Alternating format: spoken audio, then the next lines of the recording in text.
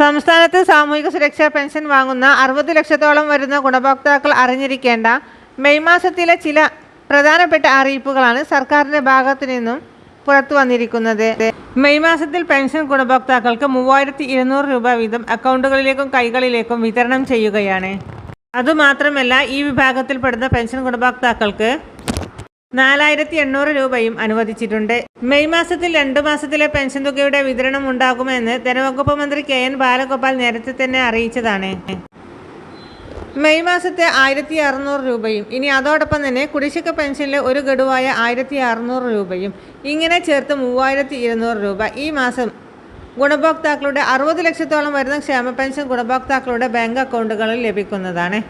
അടുത്ത അറിയിപ്പ്, ആധാർ എടുക്കുന്നതിനായി ബന്ധപ്പെട്ട് സംസ്ഥാനത്തെ ആധാറിൻ്റെ നോഡൽ ഏജൻസിയായ കേരള സംസ്ഥാന IT മിഷൻ നിർദ്ദേശങ്ങൾ പുറപ്പെടുവിച്ചു. നവജാത ശിശുക്കൾക്കടക്കം ആധാറിന് എൻറോൾ ചെയ്യണം. 5 വയസ്സിന് താഴെയുള്ള കുട്ടികളുടെ ആധാർ എൻറോൾമെൻറ്റ് ചെയ്യുന്നതിന് അവരുടെ ബയോമെട്രിക്സ്, അതായത് വിരലടയാളം, കണ്ണിൻ്റെ കൃഷ്ണമണി എന്നിവ വേണ്ടതില്ല. എൻറോൾ ചെയ്യുമ്പോൾ കുട്ടികളുടെ ജനന സർട്ടിഫിക്കറ്റ് ഹാജരാക്കണം. ജനന സർട്ടിഫിക്കറ്റ് ലഭിച്ച ഉടനെ തന്നെ ആധാർ എൻറോൾമെൻറ്റ് പൂർത്തീകരിക്കുന്നത് സർക്കാർ സേവനങ്ങൾ എളുപ്പത്തിൽ ലഭ്യമാക്കുവാൻ ഭാവിയിൽ സഹായകമാകും. കുട്ടികളുടെ 5-ാം വയസ്സിലും 15-ാം വയസ്സിലും ബയോമെട്രിക്സ് നിർബന്ധമായും പുതുക്കണം. 5-ാം വയസ്സിലെ നിർബന്ധിത ബയോമെട്രിക്സ് പുതുക്കൽ 7 വയസ്സിലും 15 വയസ്സിലെ നിർബന്ധിത ബയോമെട്രിക്സ് പുതുക്കൽ 17 വയസ്സിനുള്ളിലും നടത്താൻ മാത്രമേ സൗജന്യ പുതുക്കൽ സൗകര്യം ലഭ്യമാവുകയുള്ളൂ. അല്ലാത്ത പക്ഷം 100 രൂപ ഈടാക്കണം.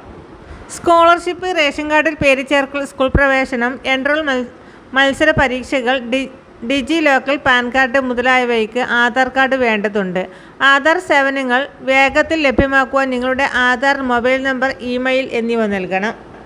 5 വയസ്സ് വരെ പേര് ചേർക്കൽ, നിർബന്ധിത ബയോമെട്രിക് പുതുക്കൽ, മൊബൈൽ നമ്പർ, ഇമെയിൽ ഉൾപ്പെടുത്തൽ എന്നീ സേവനങ്ങൾക്ക് അക്ഷയ കേന്ദ്രങ്ങൾ വഴിയും മറ്റു ആധാർ കേന്ദ്രങ്ങൾ വഴിയും ലഭ്യമാക്കും. ആധാറുമായി ബന്ധപ്പെട്ട സംശയങ്ങൾക്കും പരാതികൾക്കും 0412333523 എന്നീ ID മിഷൻ ആധാർ സെക്ഷൻ എന്നീ നമ്പറിൽ ബന്ധപ്പെടുക.